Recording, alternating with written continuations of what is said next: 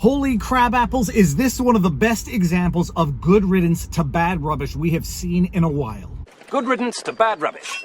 Viva Fry, Montreal litigator turned Florida rumbler in my new office with the top somewhat down. It's beautiful. I don't think it's healthy to love material objects, but I love this new car. It's fantastic. Now, with that said, good riddance to bad rubbish, and that bad rubbish of the day is Liz Magill. For those of you who don't know who Liz Magill is, she was the 9th president of University of Pennsylvania. She has since resigned while retaining her tenureship as a professor. We'll get to that in a second. She was the 9th president of University of Pennsylvania, forced to resign as a result of a video of her being questioned by Elise Stefanik about whether or not calling for the genocide of Jews qualifies as targeted harassment at the University of Pennsylvania. Her answer was lacking, to say the least. At 10, does calling for the genocide of Jews violate Penn's rules or code of conduct? Yes or no? If the speech turns into conduct, it can be harassment. Yes. What? What the fuck? I am asking, specifically calling for the genocide of Jews, does that constitute bullying or harassment? If it is directed and severe or pervasive, it is harassment. So the answer is yes. It is a context-dependent decision, Congresswoman. It's a context-dependent decision. That's your testimony today. Calling for the genocide of Jews is depending upon the context. That is not bullying or harassment. This is the easiest question to answer yes, Ms. Magill. So is your testimony that you will not answer yes? If it if the yes speech or becomes no? if the speech becomes conduct, What? it can be harassment. Yes. Conduct meaning committing the act of genocide? The speech is not harassment? This is unacceptable, Ms. Magill. I'm going to give you one more opportunity for the world to see your answer. Does calling for the genocide of Jews violate Penn's code of conduct when it comes to bullying and harassment? Yes or no? What difference at this point does it make? It can be harassment. The answer is yes. And Dr. Gay, at Harvard, does calling for the genocide of Jews violate Harvard's rules of bullying and harassment? Yes or no? It can be, depending on the context. What the fuck? What's the context? Targeted as an individual, at an individual. It's targeted at Jewish students, Jewish individuals. Do you understand your testimony is dehumanizing them? Do you understand that dehumanization is part of anti-Semitism? I will ask you one more time. Does calling for the genocide of Jews violate Harvard's rules of bullying and harassment? Yes or no? Anti-Semitic rhetoric. And is it anti-Semitic rhetoric?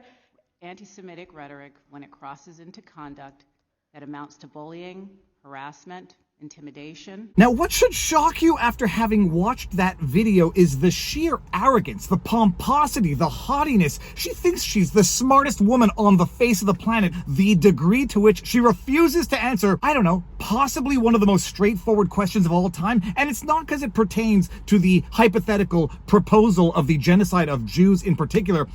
Calling for the genocide of any identifiable group of people should be a no-brainer targeted harassment, if not an outright crime, to the extent that it is a true threat under the standards of American law. But targeted harassment at a university, violating certain student policies about harassing, calling for violence, promoting violence, no, calling for the genocide of Jews or any group. Liz Magill, smarter than everyone on earth, the smartest woman in the room, she could not bring herself to say, yeah, obviously, what kind of dumb question is that, Elise Stefanik? Thank you for allowing me to clarify it to the world so everyone feels good and safe going to University of Pennsylvania. By the way, boycott University of Pennsylvania.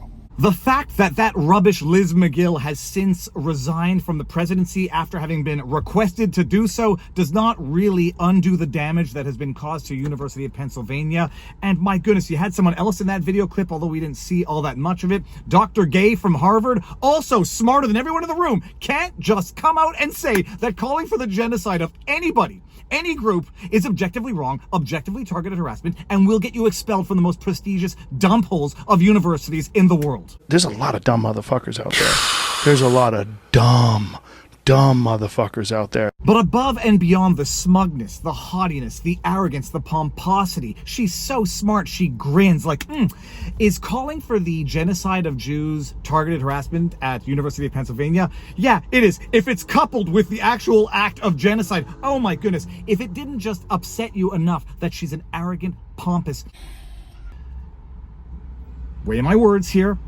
According to Wikipedia, she is an American legal scholar to boot. Mary Elizabeth Magill, born 1966, is an American legal scholar and academic administrator who served as the 9th president and 27th leader of the University of Pennsylvania since July 1, 2022. She resigned on December 9, 2023, following criticism from university donors, alumni, and others of her handling of anti-Semitism on campus in the wake of the 2023 Hamas-led attack on Israel.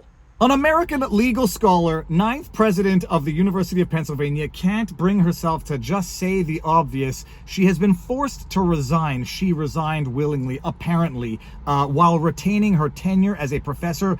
But she did this not only after being requested to do so, but after a University of Pennsylvania mega donor rescinded or withdrew a $100 million donation. Oh, it's so nice and wonderful when people do the obviously right thing, but only after they've been bitten in the ass by the money. Penn donor Ross Stevens threatens to pull $100 million donation after Liz Magill's testimony in Congress. I don't remember if it's Kill Bill 1 or 2. I think it's Kill Bill 2. There's that great expression, "Fucking with your cash is the only thing you kids seem to understand." That's all they understand at the end of the day. Once you say, I'm going to pull $100 million worth of donations, well, all of a sudden they realize that calling for the genocide of Jews or any other group, it's objectively wrong under any metric in any part of the world. Except University of Pennsylvania and Harvard, apparently. I have always said that intelligence without a moral compass is not an asset, it's a weapon, and Liz Magill has shown it perfectly. After having done what she did, the video went viral. Elise Stefanik... Congratulations. For those of you who don't know, Elise Stefanik is also the politician who filed a complaint against New York nipple judge Engeron, but not in her capacity as a politician, in her capacity as a citizen. Elise Stefanik is fighting the good fight. It's objectively right. That line of questioning was humiliating, degrading, insulting, embarrassing, and Liz Magill, I don't think she's gotten quite what she deserves because she's still a tenured professor. In an email from the University of Pennsylvania, a message to the Penn community, December 9, 2023. Dear members of the Penn community, I write to share that President Liz Magill has voluntarily tendered her resignation as president of the University of Pennsylvania. She will remain a tenured faculty member at Penn Carey Law. Remember, because she's an American legal scholar, people. When you're a tenured professor, it's very hard to get rid of them. I don't know what a tenured professor would have to do to lose their tenureship, but at the very least, there's a little bit of justice today, a little bit of public shaming, public humiliation. It couldn't have happened to a better... I was going to say piece of human garbage, but that wouldn't be nice. Shut your filthy f***ing mouths. It couldn't have happened to a better piece of human garbage. There, I said it because I actually kind of believe it. And resigning, I hope that Liz Magill feels a tremendous amount of shame that follows her around for a little. She's not beyond redemption. She's not beyond redemption. She might have thought she was doing good, by not immediately reflexively recognizing that calling for the genocide of Jews or any group is objectively targeted harassment and contrary, violative of student rules and regulations. She should not be herself the target of any direct abuse or harassment, but she does deserve a public shaming. University of Pennsylvania deserves a public shaming. Harvard deserves a public shaming. And we have got to wake up and just bring back a little bit of common sense to the world, people. Wasn't going to do a vlog today. It's a Saturday, but I saw that news and I'm like, all right, this is going to be deserving of a vlog. Plus the wife and kids went into Target and I ain't going into Target even though they're getting Christmas decorations, which we're going to enjoy putting up, people. Are they ready? Are they ready? Not quite. Well, okay, good enough, close enough. Beautiful. Oh, jeez. But my goodness, that's the news of the day. And with that said, you know who I am, Viva Fry. If you like my stuff, be sure to like, share, subscribe, hit the notification bell. Drop a comment in the comment section. Let me know what you think of the American legal scholar who can't say that calling for the genocide of Jews is targeted harassment.